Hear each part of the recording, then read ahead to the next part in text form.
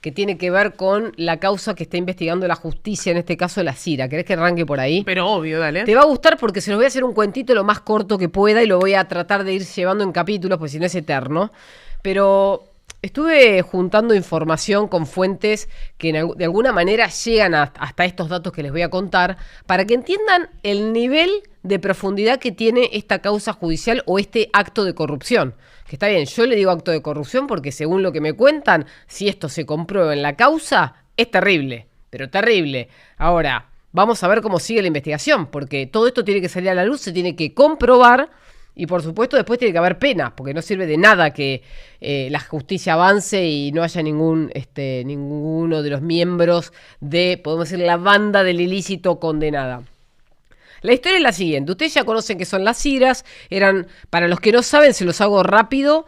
Eran este tipo de, si quieren, aprobación del Estado a discreción para que una persona, en este caso una empresa, mejor dicho, pudiera importar o exportar, principalmente importar un producto. ¿Por qué? Porque escaseaban los dólares en el Banco Central. Entonces, para que vos pudieras traer un producto, este vaso, este suéter, el micrófono, tenías que pedir autorización al Banco Central, porque había cepo, ¿recuerdan todo eso? Bueno, eso es una explicación al margen. Ahora nos vamos a meter de lleno en esto. Para poder robar, así lo digo, para poder robar dólares del Banco Central mediante las CIRAs, que eran este sistema de importación que estaba regulado, el gobierno anterior, escuchen este dato, creó una gerencia especial. ¿Está bien? Era una dependencia del Banco Central que trabajaba exclusivamente para transferir dólares de importaciones, algunas importaciones reales, pero muchas otras truchas. En total se calcula que lo que se desvió son casi 900 millones de dólares. Sería algo así como 2 días de operación del MULC. Pero para un mercado grande de cambios es poco. Para una persona física, jurídica, es un montón de plata. Casi piensen en 1.000 millones de dólares. Un billionaire hoy tiene que tener 1.000 millones de dólares en su poder. Bueno, esta operación equivale casi a eso, a lo que se convierte en un billonario.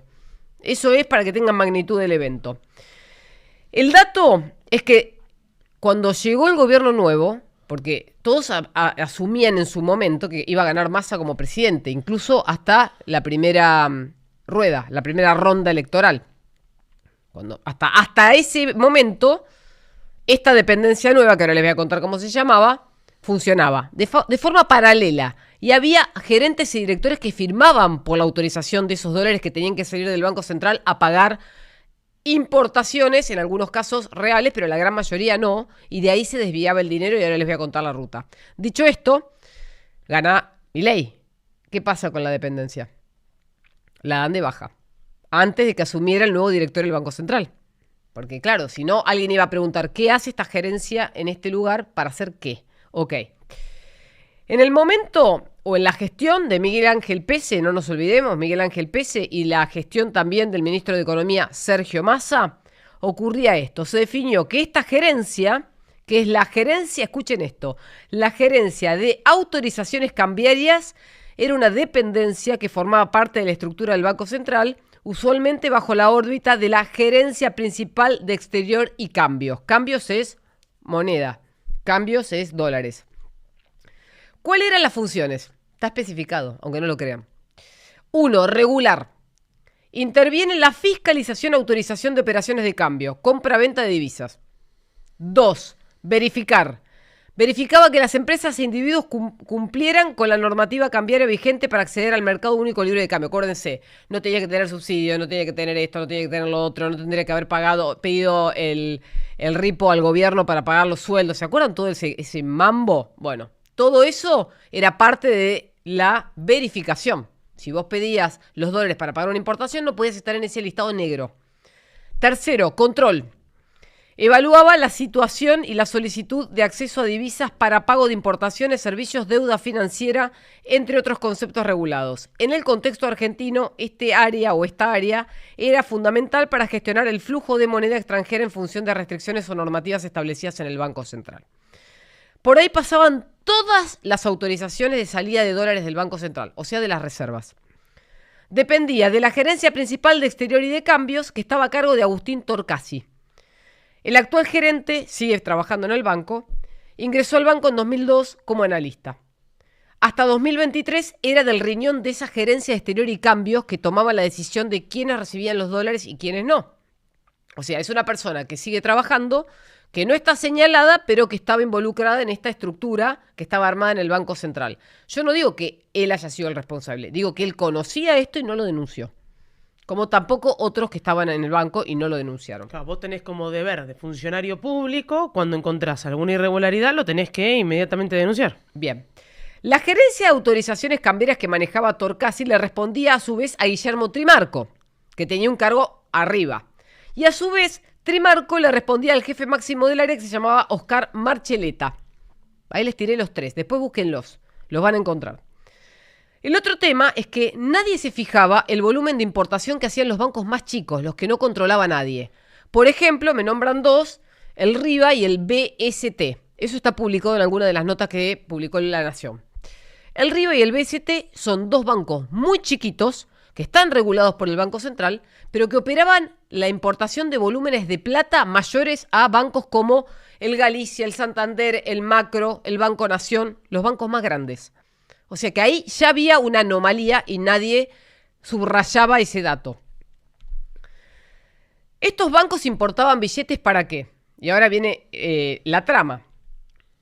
El billete papel entraba por aduana. Cuando vos sos un país como Argentina, que manejas billete crocante, o sea, manejas los dólares físicos, tenés que traerlos de afuera. ¿De dónde vienen los billetes en la Argentina? De Estados Unidos.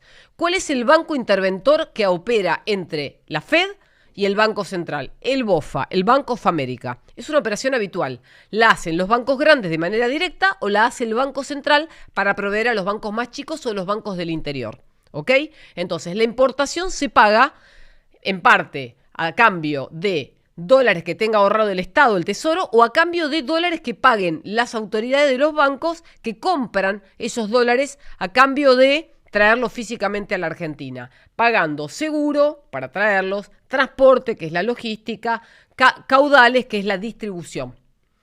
Todo eso lo hacía el Banco Central para la provisión de la demanda de bancos más chicos. Hay dos que están señalados, pero parece que había más. ¿Dónde entra el tongo? Los bancos estos chiquitos no se quedaban con todos los dólares, porque esos dólares no eran demandados por sus clientes, porque son chiquitos. Se los transferían a dos compañías, una se llamaba Surfinanzas, la otra se llamaba Arc Exchange, que eran compañías, casas de cambio, pero también proveedoras de dólares para la importación de insumos, de bienes. El dólar era un insumo importable más. ¿De quién eran estas compañías? De un señor que se llamaba Elías Pichirilo, el rey del blue. Ya saben quién es, no hace falta ni que lo asocie con nadie, porque pobre, las parejas no tienen la culpa. Digo, ustedes búsquenlo y ya saben. Esto funcionaba como una agencia de cambios y la usaban para determinadas operaciones. Importaban más billetes que los bancos grandes, como les dije, y todo se pagaba con emisión de pesos. Quiere decir que más de un tercio de la emisión de los pesos que se usaba, que hacía el Banco Central a pedido del Tesoro, se usaban para comprar estos dólares. Y esos dólares iban a parar en los bolsillos de algunos que hacían negocios por fuera del sistema formal. Y además se los quedaban. O sea, era no solamente un robo al Tesoro, sino que además con la emisión generabas más pobres. Era doble delito. Y debe haber muchos más, pero yo estoy contabilizando dos. La gerencia de autorizaciones de estas entidades debían, o sea, para vos poder hacer esta operación tenías que avisar con por lo menos 24 horas antes y con 72 horas después, con delay, se aprobaban las operatorias. La operatoria tenía que ser a cambio de una solicitud o de un pedido o de una demanda, por ejemplo, de telas, de suéteres, de vasos, de lo que fuera. En algunos casos las operaciones eran truchas o eran simuladas, en otros casos eran reales. Algunas empresas que tenían que importar realmente productos para vender no se les autorizaba porque era a dedo, era discrecional, y a otras que no tenían nada que importar sí se les autorizaba. Y con ese dinero hacían todo este megarrulo que ya conocemos.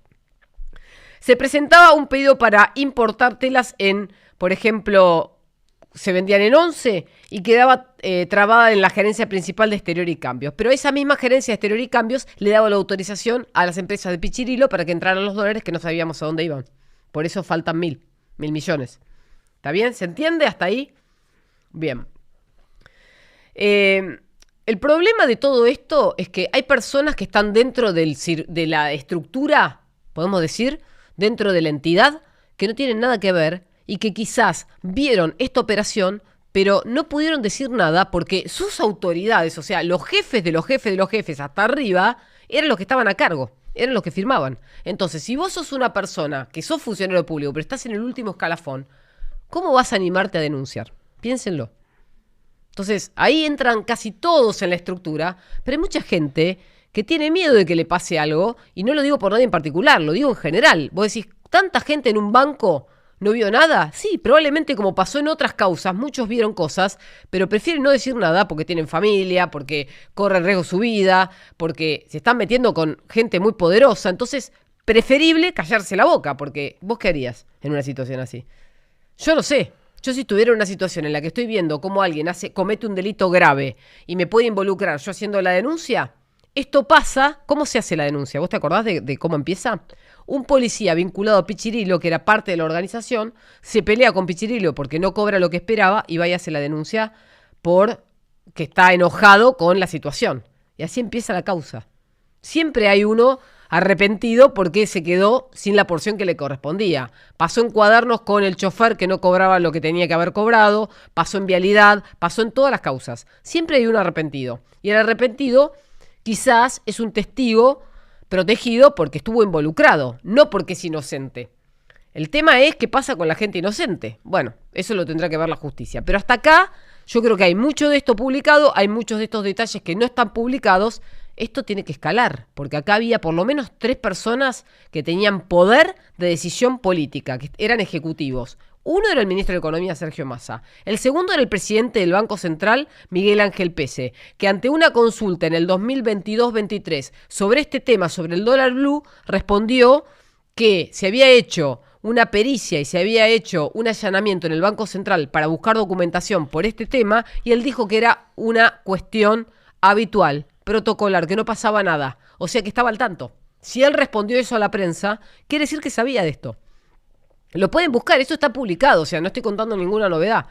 Y por último está Matías Tombolini, que estaba a cargo de Comercio, que era el que filtraba qué operaciones se hacían y no se hacían. Porque después está la aduana, pero la aduana es la que recepciona el ingreso de los productos, pero no es el que manda la orden para que ese pedido o esa solicitud se concrete. Entonces hay que ir para arriba. Por ahora estamos viendo la base de la pirámide, no estamos viendo la cúpula.